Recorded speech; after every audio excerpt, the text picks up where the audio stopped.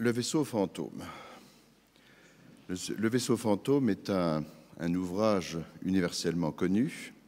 C'est aussi un ouvrage qui a été particulièrement représenté à Strasbourg, puisque quand on étudie les statistiques des représentations wagnériennes dans la maison où nous sommes rassemblés ce soir, il apparaît qu'entre 1850 et 1929, le vaisseau fantôme aura été représenté 121 fois, sur un total général de 785 représentations wagnériennes. Je dois néanmoins à la vérité des statistiques et à la rigueur intellectuelle de préciser que ça n'est pas le vaisseau fantôme qui, ici, dans ce bâtiment, donc, entre 1850 et 1929, a été représenté le plus parmi les opéras de Richard Wagner. Le vaisseau fantôme se trouve en effet dans cette statistique en troisième position. L'ouvrage de Wagner qui a été le plus représenté à l'Opéra de Strasbourg durant la période dont je vous parle, c'est Lohengrin, 185 représentations, suivi par Tannhäuser avec 181 représentations. Tannhäuser qui a été présenté ici même, voici, il y a quasiment un an, et suivi donc en troisième position dans cette statistique des annales wagnériennes strasbourgeoises du vaisseau fantôme. Le vaisseau fantôme, évidemment, est un ouvrage toujours d'actualité. Il est d'actualité parce que vous allez assister demain à la première et ensuite dans les jours qui viennent, tant ici qu'à Mulhouse, à des représentations d'une nouvelle production du vaisseau fantôme. Et tout à l'heure, pendant que je parlais avec Marc Klemmer, le directeur général de l'Opéra national du Rhin, celui-ci me donnait un certain nombre d'explications sur le spectacle qui sera présenté à partir de demain. Et il apparaît que entre ce que j'ai l'intention de vous dire ce soir et ce que vous allez voir à partir de demain sur la scène de ce théâtre, des dénominateurs communs très nets apparaissent. Ce qui ne veut pas dire que ce que je vous dirai est une vérité absolue et intangible, mais il est intéressant de voir qu'entre la réflexion des spécialistes et du spécialiste que je suis, puis la réflexion du metteur en scène qui a réalisé ce spectacle, apparaissent un certain nombre de points communs. Je viens de dire que Le vaisseau fantôme est un ouvrage d'actualité. C'est un ouvrage, en tout cas le mythe du vaisseau fantôme et l'idée du vaisseau fantôme dans la représentation de l'inconscient et du conscient collectif est complètement d'actualité. Peut-être avez-vous lu ces derniers jours, et particulièrement aujourd'hui, que nos amis britanniques sont actuellement très inquiets puisqu'on a reçu l'information selon laquelle un vaisseau fantôme, c'est-à-dire un navire russe qui s'appelle le Lyubov Orlova, un vaisseau fantôme infesté de rats, serait à la dérive non loin des côtes britanniques. Donc vous voyez que le hasard de l'actualité fait que nous retrouvons d'ores et déjà la fantasmagorie du vaisseau fantôme au travers de cette actualité. Le propos de ce soir va être articulé en 4 parties. Je commencerai par vous donner de rapides indications sur la biographie de Richard Wagner au moment où il a pensé au vaisseau fantôme et au moment où il l'a écrit, et au moment, bien entendu, où l'œuvre a été créée. Dans une seconde partie, je vous parlerai de la légende du Hollandais volant, puisque le titre français de cet ouvrage, c'est Le vaisseau fantôme, mais son titre allemand, c'est Le Hollandais volant, Der Fliegende Holländer. Dans une troisième partie, je mettrai face à face les notions de mobilité et d'immobilité dans le vaisseau fantôme. Et dans une quatrième et dernière partie, je vous parlerai de l'altérité, qui est une notion humaine fondamentale, bien entendu, qui évidemment nous concerne tous, pas seulement les psychologues, mais aussi tous les êtres humains. Et sans altérité, il n'y a pas d'humanité.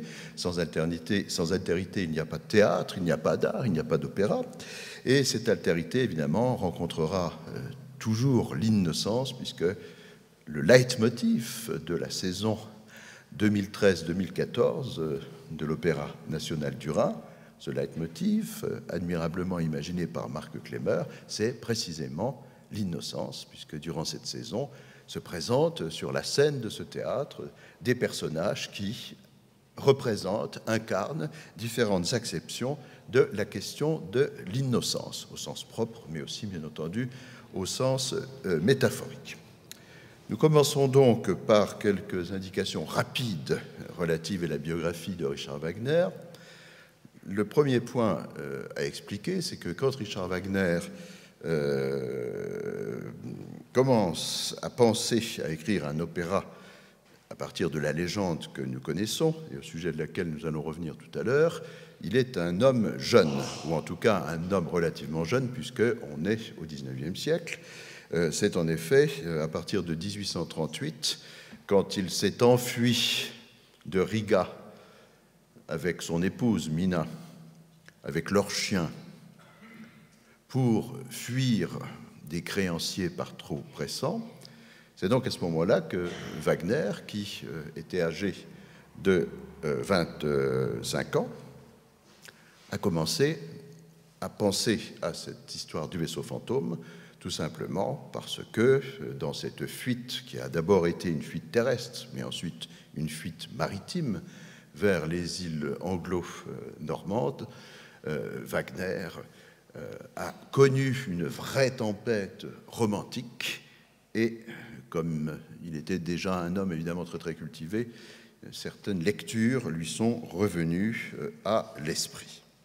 En tout cas, c'est en 1843 que le vaisseau fantôme a été joué pour la première fois à l'Opéra de Dresde.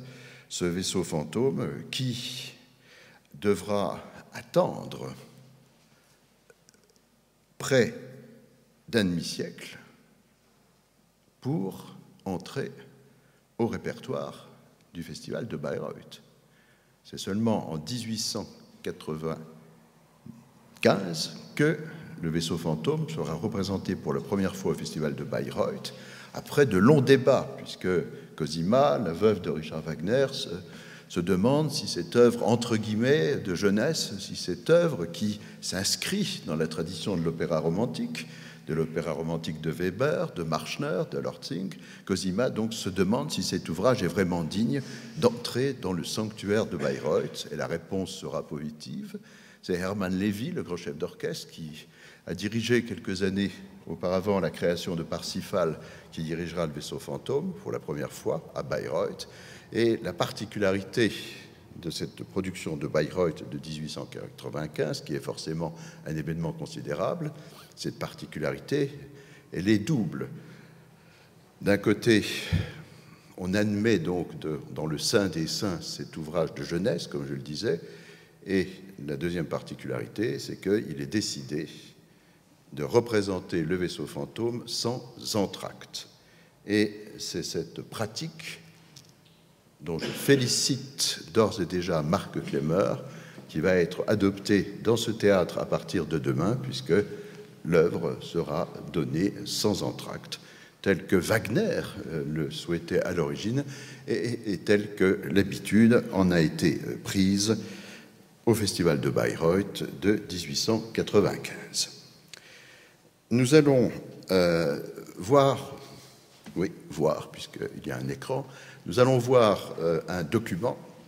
C'est un extrait d'un film qui a été réalisé en 1913, donc à l'époque du cinéma muet, par un réalisateur qui s'appelait Karl Fröhlich.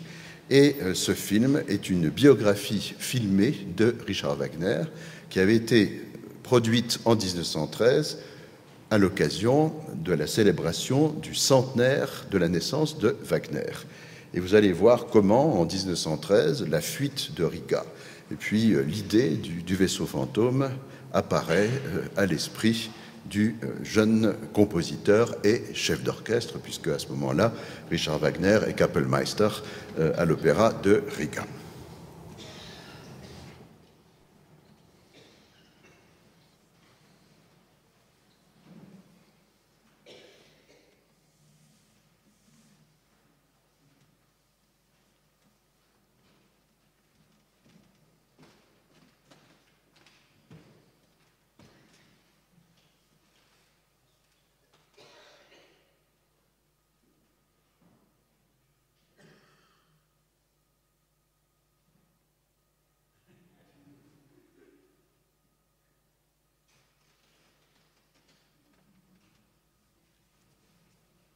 C'est une hagiographie puisque Wagner n'a jamais joué de violon de son existence.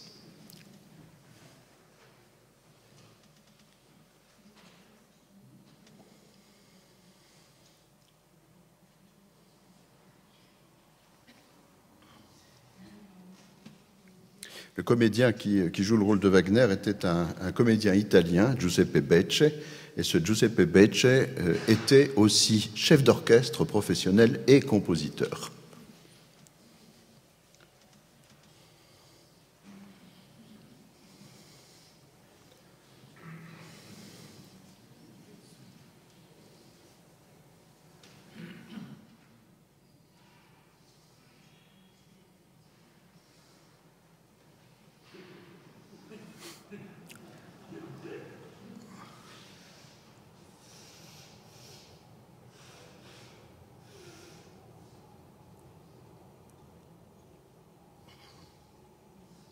Bon, en tout cas, ses créanciers de Riga ne le reverront plus jamais.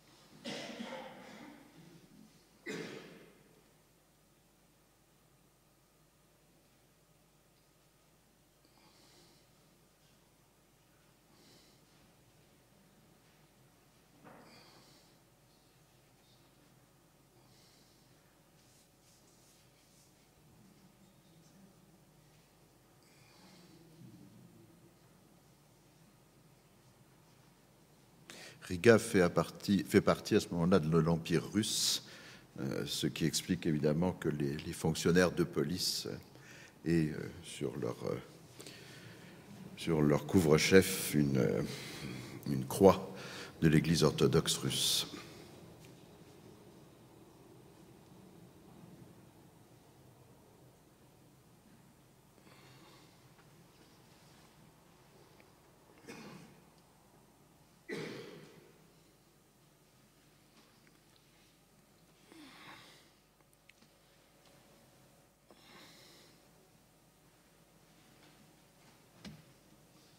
Là, vous voyez, c'est le premier des déménagements à la cloche de bois que Richard Wagner va faire au cours de son existence, mais comme vous le savez, il y en aura un certain nombre d'autres.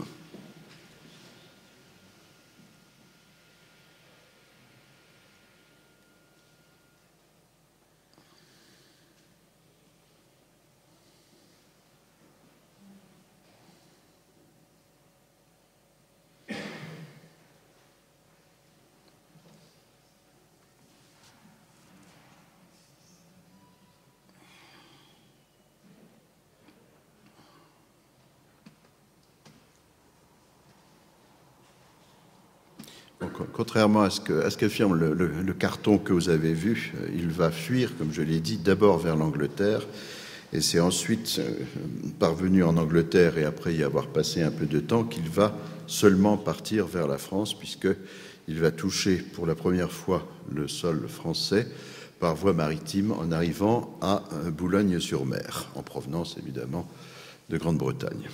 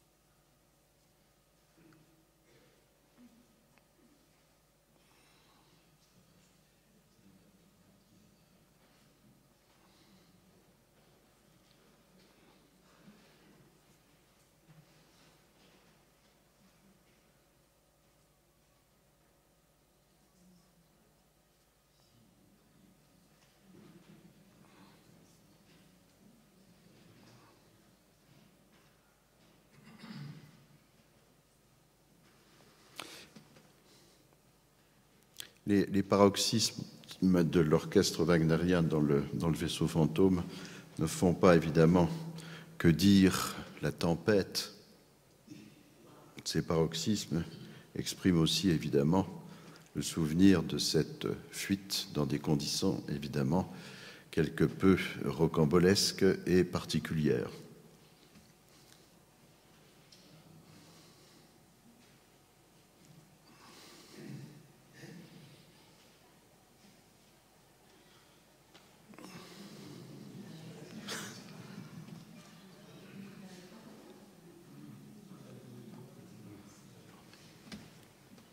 Bon, le jeu des acteurs dans ces films est toujours passionnant parce qu'on est en 1913, donc il n'existe pas à ce moment-là encore de jeu pour le cinéma. On prend des acteurs qui ont toujours été des acteurs de théâtre et qui continuent évidemment à jouer selon une esthétique à caractère très, très expressionniste. D'autant plus qu'il s'agit d'une production allemande, puisque la tradition allemande du théâtre encore aujourd'hui, est d'essence expressionniste dans les gestes des acteurs ou des chanteurs.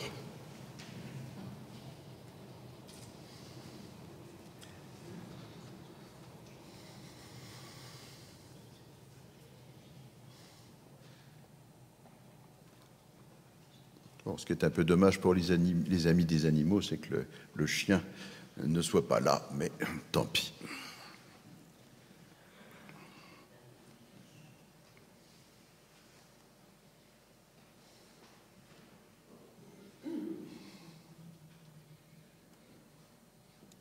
Voilà, c'est bientôt dans ces circonstances qu'il va avoir l'idée de son premier opéra maritime, puisque vous savez qu'il a écrit 2 opéras maritimes, d'abord Le Vaisseau fantôme et ensuite Tristan et Isolde.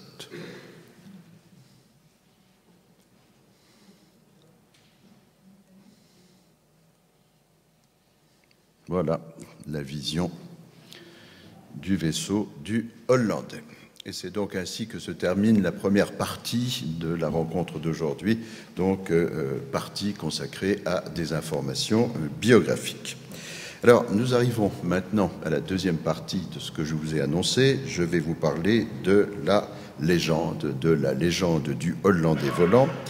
Richard Wagner avait dans sa riche bibliothèque à sa disposition, même quand il fuyait, en emportant évidemment quelques livres cette fois-ci, Richard Wagner avait à sa disposition des textes de grands écrivains de l'époque, et parmi ces grands écrivains, il y en avait un qui est un des plus grands écrivains de la langue allemande, c'est Heinrich Heine. Heinrich Heine, à l'égard duquel Richard Wagner avait des sentiments pour le moins mitigés, pour les raisons que j'expliquerai plus tard. Et c'est précisément se souvenant d'un texte de Heinrich Heine, évoquant un monsieur von Schnabelowski qui, comme Heine, avait, dans la ville d'Amsterdam, assisté à une représentation de théâtre, à la représentation d'une pièce dont le personnage principal était un navigateur néerlandais victime d'une malédiction et obligé d'errer pendant des années et des années et des années, 7 ans, nous dit-on chez Wagner, sur les mers, que Heine avait écrit ses observations sur ce spectacle et que Richard Wagner avait eu connaissance de cette légende du Hollandais volant. Je vous propose que ce soir, nous entendions la narration de cette légende d'origine grâce au cinéma et par la présence, par la voix d'un grand acteur britannique des années 1950-1960, c'est James Mason, puisque James Mason tenait le rôle du Hollandais dans un film réalisé en 1951 par Albert Levin, intitulé Pandora. Pandora étant interprétée par Ava Gardner, et cette Pandora, quelle rencontre, hein, Pandora, sa boîte, Pandore, elle, le Hollandais volant, cette Pandora allait tomber évidemment éperdument amoureuse de cet Hollandais volant et disparaître avec lui. Et nous allons avoir le récit justement de cette malédiction.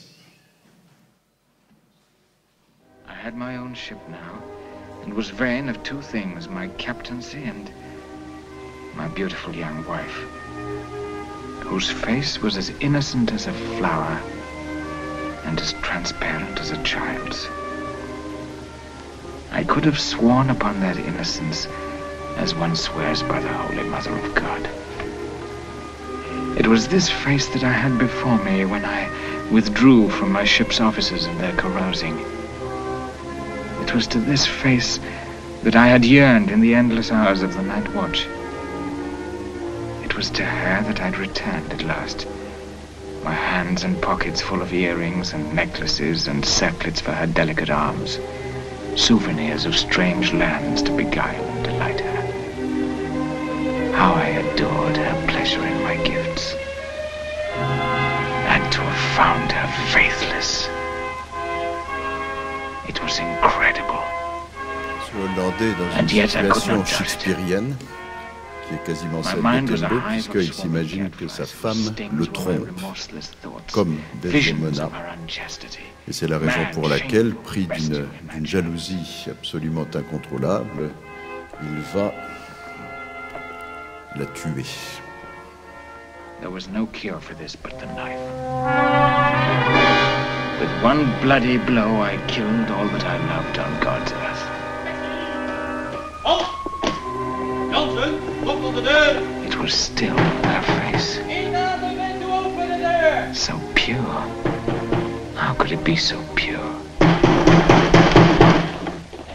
It was not a man, but a walking emptiness that they led away to dungeons and courtrooms. And when my judgment was pronounced and the magistrate asked me whether I had anything to say, I found words to speak so vain, so extravagant, so mad. Such fateful words. The evil is done and cannot be undone. This bloody death I still shall do, and do again 10,000 times before I hang tomorrow. Send me then no priest to shrive me. I beseech no mercy, nor plead any justice. Eternal penance be my comfort. Let mortal fools live in a wicked world. Faith is a lie, and God himself is chaos. Il dit que, eu égard à la gravité de ce qu'il a fait, il doit être maudit pendant 1000 ans. Let him sail to the edge of doomsday. He will find no woman faithful and fair. If this be folly, then upon me proved, let the divinity that I reject make what sport he will of my immortal soul. I tremble for the soul that will depart your body tomorrow. For the God you have blasphemed will judge your words, as I have judged your deed. You have taken a life, and yours is forfeit. Tomorrow you will die. But the part of you that does not die, the immortal part, what of that? Et il est condamné à être He who knows our exécuté thoughts, le lendemain will he matin. not hear our words? I pity you, not my doom, but God's.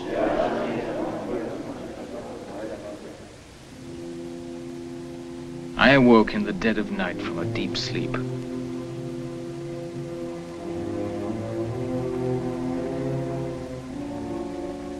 A sleep, it seemed, of unearthly oblivion.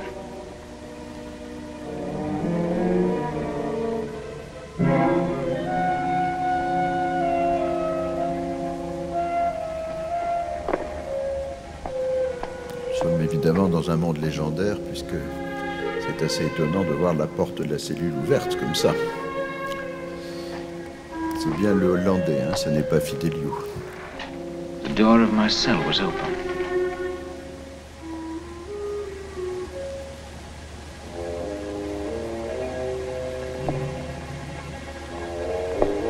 My guards were sleeping as if they were under a spell. I thought some unknown friend, pitying my misfortune, had drugged them, so that I might flee the death that the morning sun would bring me.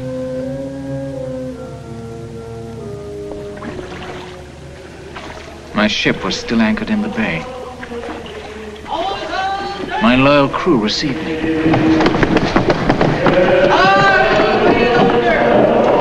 Et il retrouve son équipage.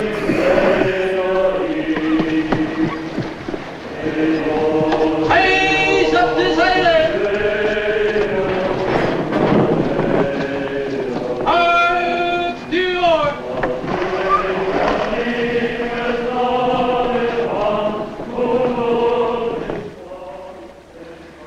A small wind carried us soundlessly to the safety of the open sea. In the last darkness before the dawn, while I was sleeping in my familiar cabin, a dream came to me. Vous avez eu à gauche le portrait d'une femme, c'est évidemment le portrait de cette femme qu'il va rencontrer à un moment ou à un autre. C'est tout à fait intéressant puisque c'est le portrait d'une femme alors que Senta a dans sa chambre, ou en tout cas dans la maison de famille, a le portrait d'un homme mystérieux. The warmth and sweet friendship and joy with which her gentle soul sought to encompass all creatures. I had killed sweet innocence, and with it, my hopes of earth and heaven. I wanted to die. I wanted to plunge the knife into my own heart as I had in hers. But a power greater than my own held my arm.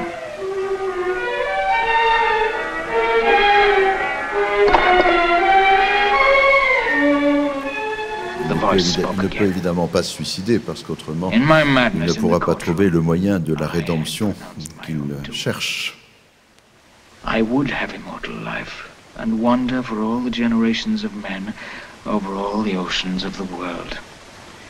It might be that I should sail till doomsday. I would long for death, but death would be denied me. Yet I might be redeemed. After 7 years, and ever again after 7 years, I might live as a mortal man among mortal men. For half a year, I might seek the woman, faithful and fair, la mort ne va pas aller vers lui, mais il aura la possibilité, une fois tous les 7 ans, de toucher la terre et de tenter de rencontrer une femme qui, si elle le veut bien, sera l'agent de sa rédemption bien entendu par l'amour, tant et si bien que ici même, près de 30 ans avant la création de la tétralogie, le thème de la rédemption par l'amour, chez Richard Wagner, est toujours présent.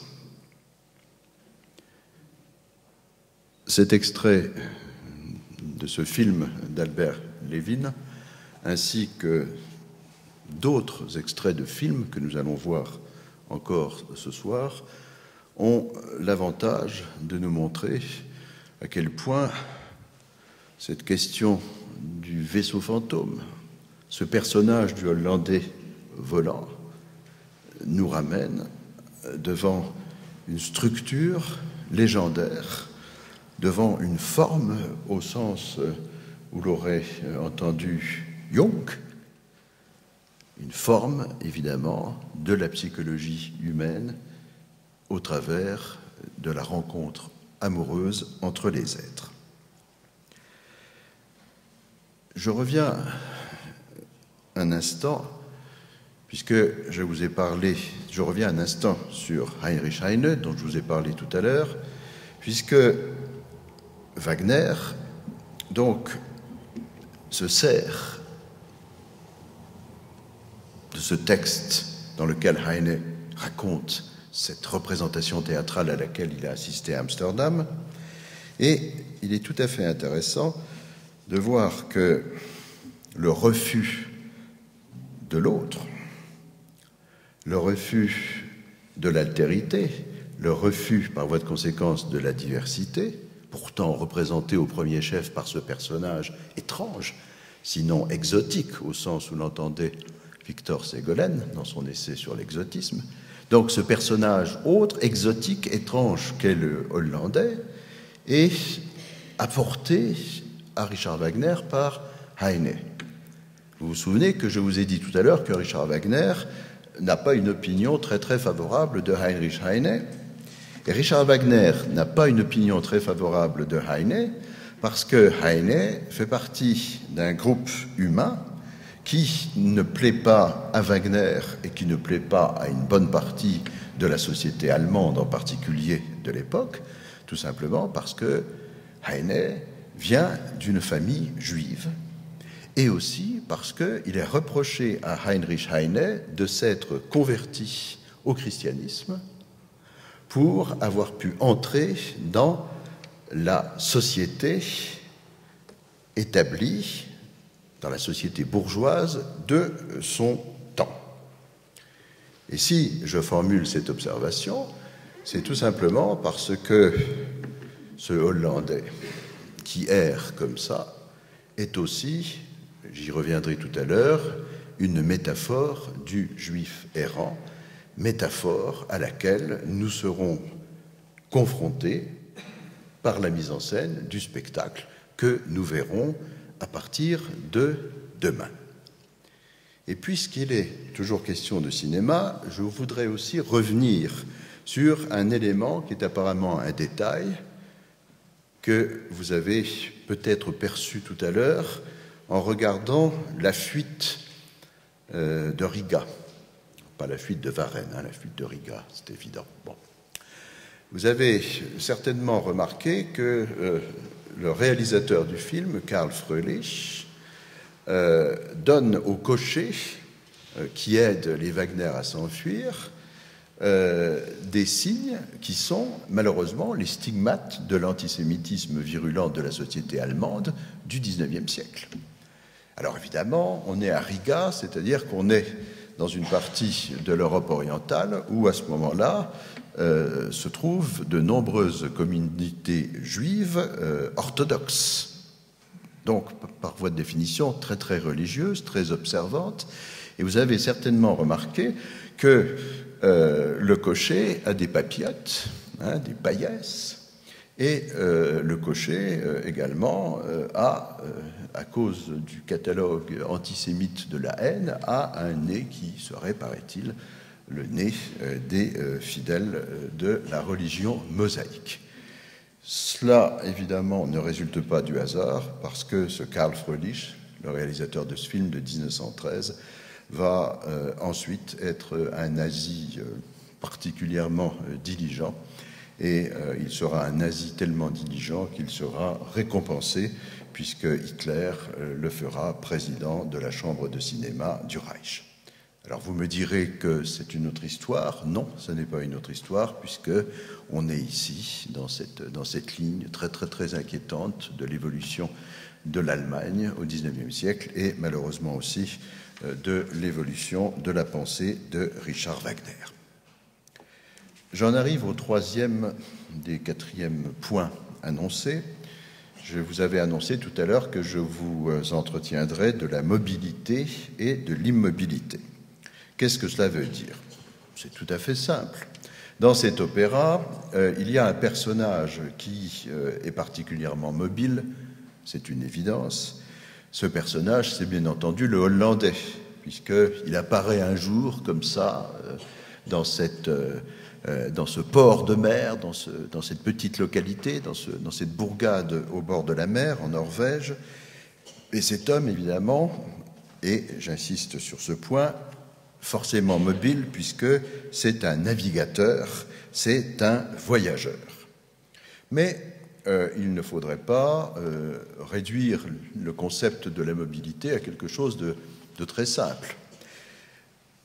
L'autre personnage principal de l'ouvrage, c'est-à-dire Senta, cette jeune fille qui va tomber éperdument amoureuse déjà d'un tableau représentant un homme qu'elle n'a pas vu, cette mobilité caractérise également Senta. Senta, elle, obligée de vivre dans l'immobilité, condamnée à vivre dans une petite localité où on ne voyage pas beaucoup, même si on est au bord de la mer et même s'il y a des marins dans le pays, Senta, elle, dispose déjà d'une mobilité intérieure, puisqu'on comprend très très vite que, absolument happée par le portrait de ce Hollandais, elle se dit certainement qu'à la première occasion qui se présentera pour elle de quitter cet endroit, elle partira.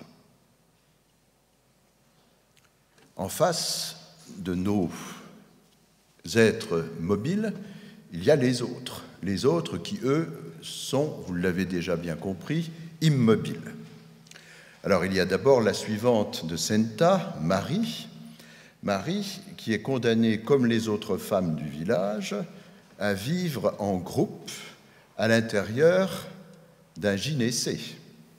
C'est en effet quasiment un gynécée, comme dans la tradition de l'Antiquité grecque, à l'intérieur duquel Senta, Marie et toutes ces dames sont là. C'est à l'intérieur de ce gynécée qu'elles filent ensemble la laine, le rouet, le fameux chœur des dames Zum und Brum, n'est-ce pas, les premières onomatopées wagnériennes. Et on est là comme on est dans les temps de l'Antiquité grecque, je le disais déjà tout à l'heure, on est là comme dans les récits d'Homère, puisque les femmes sont là aussi forcément dans le gynécée, elles sont déjà en train de filer. Rappelez-vous ce que nous raconte Homère, et il est important d'insister sur cette analogie, tout simplement parce que Richard Wagner était quelqu'un qui connaissait admirablement les textes de l'Antiquité, et au premier chef, les textes de l'Antiquité grecque, et toujours au premier chef du premier chef, si je peux m'exprimer ainsi, ce monument absolu que sont les textes d'Homère au travers de l'Iliade et, bien entendu, de l'Odyssée. Et, évidemment, dans le vaisseau fantôme, on reprend ces notions. Ce sont des notions qui relèvent, bien entendu, de la mythologie. Et dans le vaisseau fantôme, on est précisément dans la permanence des choses que je viens de dire. Alors, à propos des hommes du pays, des hommes qui ne naviguent pas, il y a d'abord l'amoureux transi de Senta, c'est-à-dire Eric. Eric, ce n'est pas un garçon très très courageux, c'est un personnage qui est plat, c'est un pleutre, et on ne peut pas dire que Richard Wagner ait écrit un rôle de ténor extraordinaire avec celui d'Eric. Et s'il a fait cela, c'est évidemment parce qu'il savait bien qu'Eric, dans ce qui se passe, ne représente pas grand-chose. Et il y a aussi le vieux navigateur qui est retiré de la navigation, c'est-à-dire Dalan. Dalan, c'est un homme d'affaires, et en me permettant ici un instant de lever un coin du rideau qui se levera demain après-midi, vous constaterez tout de suite que c'est un homme d'affaires, puisqu'une partie de l'action se passe dans un établissement qui est une espèce de taverne ou un café qui s'appelle précisément chez Dalan. Ce Dalan, lui, c'est véritablement un terrien, d'abord parce qu'il ne navigue plus, et ensuite parce qu'il a un très très grand sens des affaires. Il a un sens des affaires qui est très très très développé. Pourquoi ? Eh bien, il considère Senta comme une espèce de marchandise. On assiste à des négociations, parce qu'il faut se mettre d'accord. Si cette Senta va se marier, il faut définir le montant de la dot. Donc, papa Dalan, c'est un vrai papa dans la tradition, soucieux du bien-être de sa fille, soucieux aussi de son bien-être, et, bien entendu, un homme qui tient particulièrement à tout quantifier, et un homme aux oreilles duquel la musique des pièces d'or est particulièrement agréable. Tout cela a une signification qui s'accentue quand nous regardons la société du XIXe siècle, plus particulièrement, bien entendu, la société des années 1840, à un moment où le développement de l'économie passe par le développement de l'industrie, passe par le développement de la circulation des marchandises et des individus, forcément, à un moment où la mobilité en matière économique, en matière d'affaires, s'oppose à l'immobilité, à l'immobilisme de certaines communautés. Et on voit bien que ce vaisseau fantôme, c'est aussi une façon pour Richard Wagner de nous montrer la société des années 1840, une société donc dans laquelle on commence beaucoup à se déplacer et une société dans laquelle on se déplace vers des destinations lointaines. Alors vous me direz que le Hollandais, lui aussi, si tant est qu'il ait existé, a beaucoup navigué. Vous me parlerez de Christophe Colomb, et vous aurez tout à fait raison, ou encore de Vasco de Gama, mais je vous répondrai en vous disant, par exemple, que 3 ans avant la création du vaisseau fantôme, en 1840, le navigateur français Dumont d'Urville explore le littoral de la Terre Adélie en Antarctique. Je vous dirai aussi qu'en 1843, c'est-à-dire l'année même de la création du vaisseau fantôme à l'Opéra de Dresde, les Anglais, les seigneurs des mers avec les Hollandais, bien entendu, procèdent au lancement d'un navire qui s'appelle le Great Britain, Grande-Bretagne, et c'est un navire tout à fait particulier puisque c'est le premier navire transatlantique qui a une coque en fer. Donc on abandonne les coques en bois pour fabriquer un navire qui a une coque en fer, et c'est un navire aussi qui se propulse grâce à une hélice. Et comme on se déplace, il y a des flux migratoires. Il y a des gens qui sont mobiles, comme le Hollandais et comme les marins. Et puisque Richard Wagner est un des plus grands Allemands de tous les temps, avec Martin Luther, Thomas Mann et quelques autres, il faut bien dire que c'est en 1840 aussi qu'il va y avoir, à cause des difficultés économiques très grandes qui existent en Allemagne, qu'il va y avoir un flux de 435 000 Allemands qui vont partir aux États-Unis, ainsi que nous le raconte un film récent, le film d'Edgar Reitz, intitulé Heimat. Et puis, ces flux d'Allemands qui quittent l'Europe vers les États-Unis vont continuer à se développer, puisque en 1848, à la suite évidemment de l'échec de la révolution démocratique en Allemagne, nombre d'individus seront obligés d'aller très loin, et en particulier aux États-Unis. Et nombre de ces individus viendront d'ailleurs du pays de Bade, puisque je rappelle que nos voisins badois ont été parmi les premiers à demander l'établissement d'une démocratie républicaine, en particulier à l'occasion d'un serment qui avait été prêté tout près d'ici, à Offenburg. Je reviens maintenant à la question de la mobilité, puisque si l'action de cet opéra est en Norvège, si le cadre est une localité au bord de l'eau, c'est un endroit où on accoste et c'est un endroit d'où l'on part. Et c'est un endroit d'où l'on part pour des voyages qui ne sont pas sans risque. La navigation est chose dangereuse. La navigation est une chose tellement dangereuse que, ainsi que nous le rappelle Fernand Braudel dans son ouvrage consacré à la Méditerranée au temps de Charles Quint, la navigation était interdite en Méditerranée pendant les mois d'hiver. La navigation est chose dangereuse puisque, tout simplement, que ce soit en Norvège, sur la mer du Nord, dans la mer de Barents ou bien en Bretagne, il y a des marins qui ne reviennent jamais. Et cette peur, elle est exprimée à plusieurs reprises dans les propos qu'échangent notamment les choristes du vaisseau fantôme.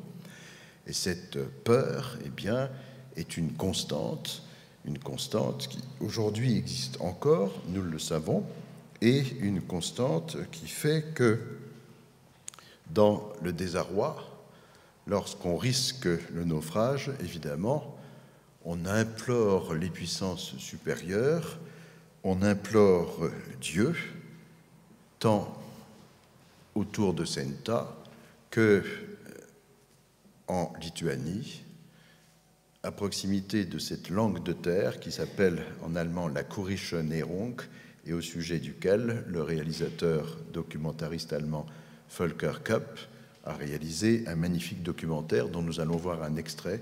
C'est une visite dans un cimetière comme ça où reposent des personnes qui ont péri en mer et dont on a pu récupérer le corps. Et sur les tombes de ces personnes, il y a justement cette imploration: dans la tempête, dans le désarroi, nous implorons le Seigneur.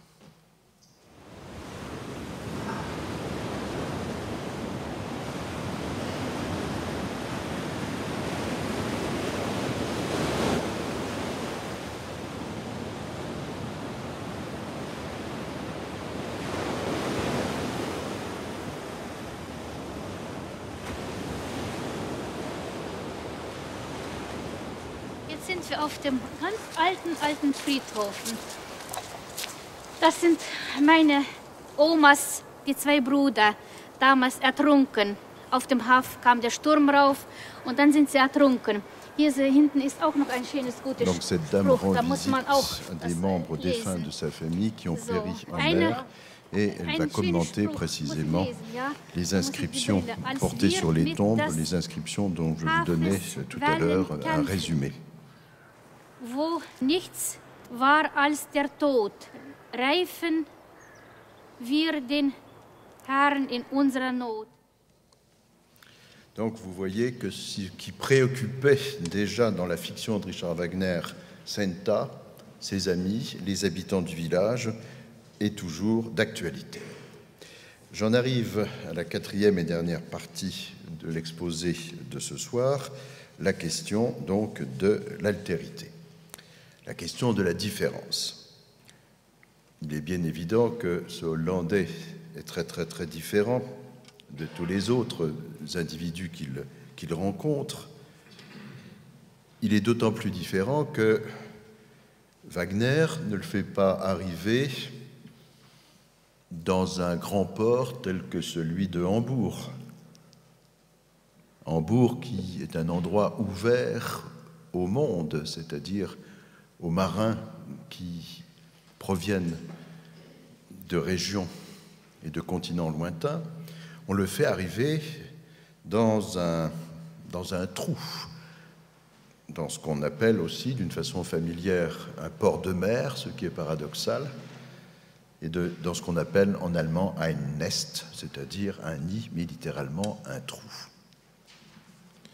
Et au moment de la première rencontre réelle entre Senta et le Hollandais, va se produire pour la première fois, pour le public, et pour le public wagnérien plus particulièrement, la manifestation d'un paradigme wagnérien qui est classique, c'est-à-dire que nous allons voir pour la première fois dans le théâtre musical de Richard Wagner une femme qui est absolument subjuguée par un individu dont elle ne connaît pas et dont elle ne connaîtra jamais la généalogie. Et quand je parle de généalogie, je m'arrête à la génération des parents de cet homme auquel Senta est confronté. Senta est la première, il y en aura d'autres.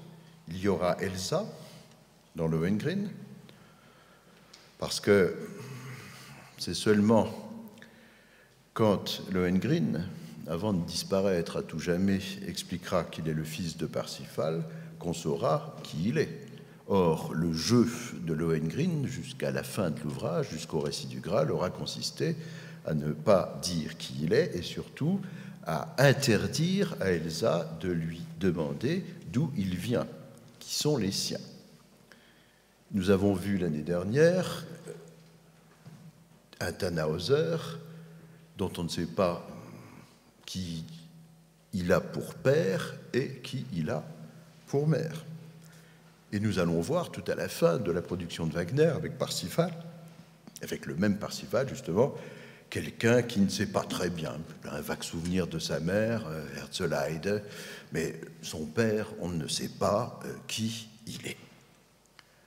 Ce qui frappe aussi dans le vaisseau fantôme, si on respecte les intentions, et si on lit les didascalies, c'est-à-dire les indications scéniques de Richard Wagner, ce qui frappe aussi, c'est la différence d'âge entre le hollandais et Senta. Alors, quand je parle d'une différence d'âge en ce qui concerne le hollandais, c'est un peu particulier parce que il vit depuis des siècles. Bon, mais comme il n'est pas mort, on ne peut pas dire qu'il est immortel. Et elle, c'est une toute jeune fille.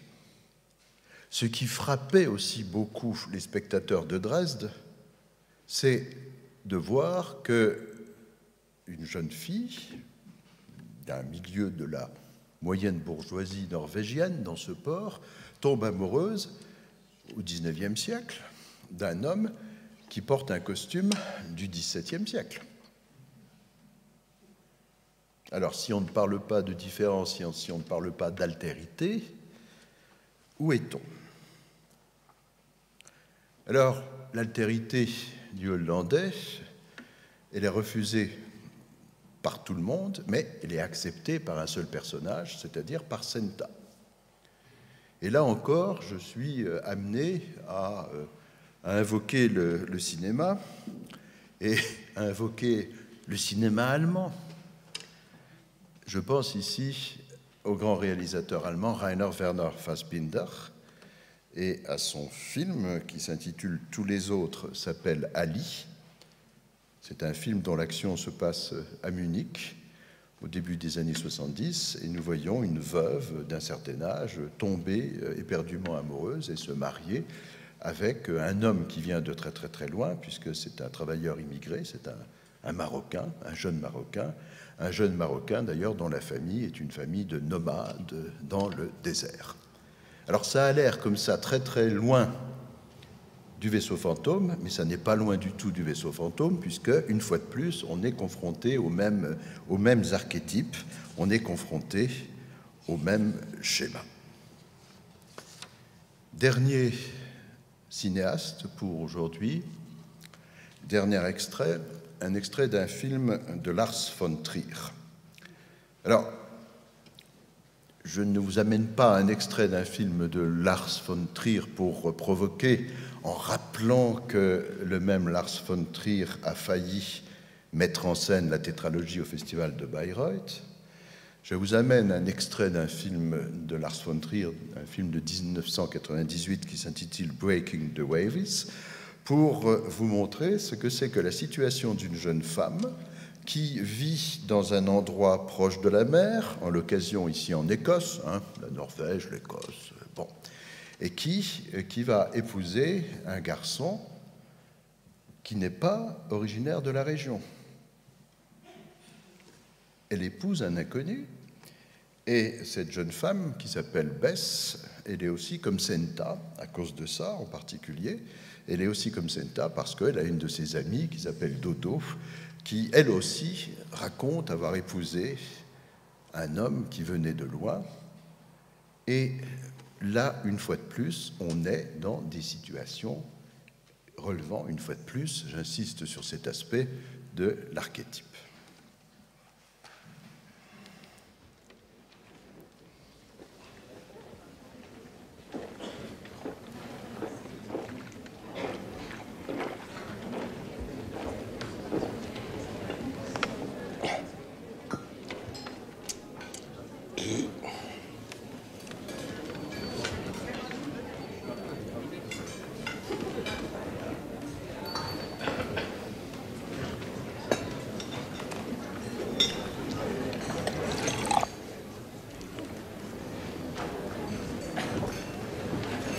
Ce monsieur qui a toujours été dans ce village d'Écosse, monsieur Hubbard, est quelque peu perturbé par ce jeune homme et par la noce à laquelle il est invité.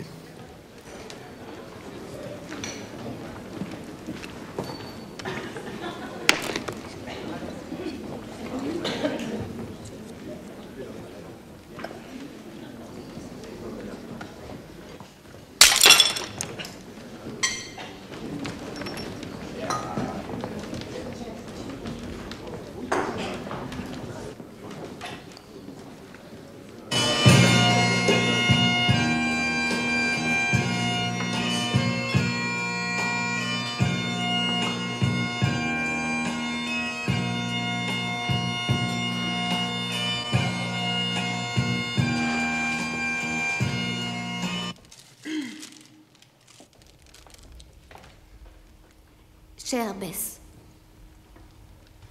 ça fait exactement 6 ans que je te connais, et s'il y a une chose que je peux dire, c'est que je n'ai jamais rencontré quelqu'un de meilleur que toi. Ça n'a pas été facile pour moi d'arriver ici, quand j'ai épousé Sam, mais tu m'as accueilli à bras ouverts, et ça, je ne l'oublierai jamais. Ta générosité ne connaît pas de limite. Un jour, je me rappelle que Jack était en panne de bicyclette, et bien sûr, tu lui en as prêté une, seulement c'était la mienne, et j'ai dû aller à pied au travail. J'étais furieuse contre toi. Mais je le regrette aujourd'hui. Parce que c'est dans ta nature. Tu es toujours prête à tout donner.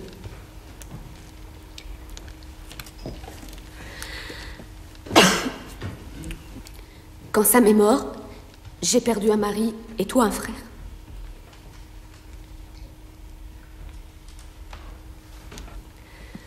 On s'est soutenus dans cette épreuve et on s'est promis de veiller l'une sur l'autre. C'est pour toi que... Pardon. C'est pour toi que j'ai décidé de rester quand je pensais tout abandonner dans ce pays où l'on a si froid. Et maintenant, dans ta chaleur, tu accueilles un autre étranger. Il s'appelle Yann. Je ne sais pas grand-chose de lui, mais je lui reconnais le droit d'être ici. Pour toi, Bess. Dans ta chaleur, tu accueilles un autre étranger dans ce pays si froid. Nous ne sommes pas rassemblés pour regarder le film de Lars von Trier jusqu'à sa fin, mais cette histoire va se terminer aussi mal que celle du vaisseau fantôme, puisque cette jeune femme qui se marie va se sacrifier pour cet homme, et elle va se sacrifier, elle va mourir pour lui. Cet homme, c'est aussi un marin, et il va emmener le corps de cette jeune femme à bord du navire sur lequel il exerce sa profession, et le corps de cette jeune femme sera immergé, conformément à la tradition des marins, immergé bien entendu dans la mer, et ce jeune homme ainsi que son navire disparaîtront exactement comme le Hollandais disparaît avec Senta, enfin à peu de choses près. Je voudrais pour terminer, en restant bien entendu toujours dans le domaine très très fort de l'altérité géographique, avec l'étranger, celui qui vient de loin, de l'altérité psychologique, avec celui qui forcément ne peut pas penser comme l'autre et ne pensera jamais comme l'autre, même s'il y a de l'amour. Je voudrais revenir sur cette question de l'altérité que Richard Wagner conteste quand il est en face de Heinrich Heine et quand il est en face de la vision qu'a Heinrich Heine de l'histoire du Hollandais volant. En effet, ce Hollandais représente le peuple errant, le peuple qui se déplace au travers du monde. Il le représente chez Richard Wagner en 1843, et ce personnage, qui est celui du juif errant, qui marque beaucoup la mise en scène que vous allez découvrir à partir de demain, je ne vous en dis pas plus, ce personnage du juif errant est au centre d'un roman publié sous forme de feuilleton et signé Eugène Sue, Le Juif errant, qui est publié un an, donc en 1844, qui est publié un an après la création de l'ouvrage de Richard Wagner.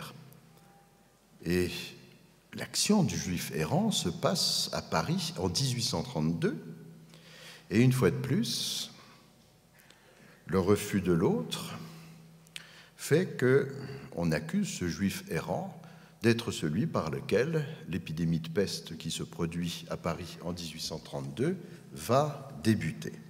C'est donc le symétrique du reproche que l'on fait à la même époque, dans le monde germanique en particulier, au peuple juif, d'empoisonner l'eau des puits.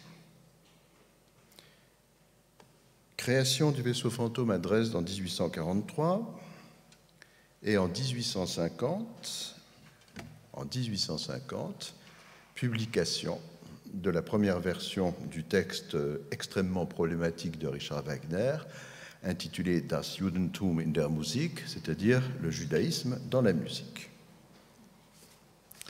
Deux extraits de ce texte extrêmement problématique de Richard Wagner. Le juif parle la langue de la nation dans laquelle il vit de père en fils, mais il le parle toujours comme un étranger. Le Hollandais, miraculeusement, parle le norvégien, ou en tout cas l'allemand, du livret de Richard Wagner, quand il s'adresse à Senta et aux autres comparses, mais même s'il maîtrise cette langue, il parle toujours comme un étranger. Deuxième citation, elle est prise dans le dernier paragraphe de l'essai, entre guillemets, de Richard Wagner. En raison de sa situation particulière, le juif apparaît parmi nous comme quelqu'un qui cherche la rédemption. Mais il ne faut pas oublier que pour le juif, la seule rédemption ne peut être qu'une lourde et pesante malédiction, c'est-à-dire la rédemption d'Ahashéver, qui est un personnage de la Bible, de l'Ancien Testament, mais qui est le symbole du juif errant. Et cette rédemption, ça n'est que la destruction. Je ne pouvais pas, eu égard au travail théâtral que nous allons apprécier à partir de demain, et aussi eu égard au fait que la négation de l'autre a conduit, entre autres, à la collusion tragique qui existe entre Wagner, Bayreuth et, hélas, Auschwitz, faire l'économie de ces observations. Et ces observations sont d'autant plus de circonstances que demain, après-demain, lundi 27 janvier, aura lieu la journée internationale du souvenir de la libération des camps nazis. Je vous remercie pour votre charmante attention.